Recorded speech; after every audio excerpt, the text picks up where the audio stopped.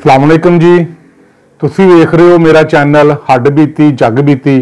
तुहाडा बहुत शुक्रिया, तुसी मेरे नाल बड़ा प्यार करदे हो, तुहाडी बड़ी मेहरबानी। रिश्ते तो सारे ही बड़े मिठे हुंदे ने, पर मैं एक चीज़ नोट की है कि एक रिश्ता ऐसा मिठा है कि वह बंदा तुहानू एहसास दवांदा है, तुहानू कहंदा है यार तेरे बगैर मेरी रोटी नहीं लंघदी, तेरे बगैर मेरा दिन नहीं लंघदा, तेनू वेखा ना मैनू चैन नहीं आंदा, यार मैं फलाना काम करना मैनू मशवरा दे।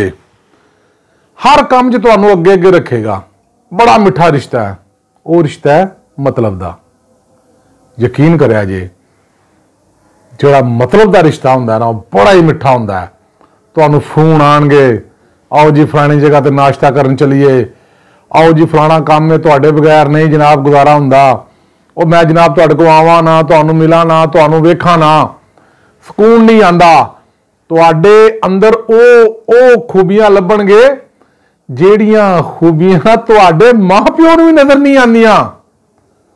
एडा मिठा रिश्ता, एडा जबरदस्त। जैसे मतलब पूरा होएगा, गिरगिट ते बदनाम है रंग बदलन तो। यकीन करा जे मतलबी लोग इंज रंग बदल जे, तुहानू की दसीए, इसरा पासा पलटदे ने, तुहानू की दसीए।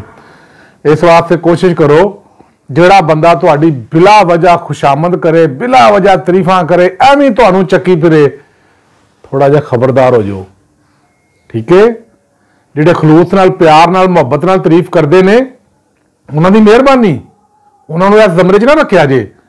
पर वो लोग जिन्होंने तुहाडे नाल काम होवे ते बल्ले बल्ले, काम ना होवे ते चले चले, उन्हां दी पहचान जरूर करिया जे। शाद रवो, आबाद रवो, खुदा हाफिज़।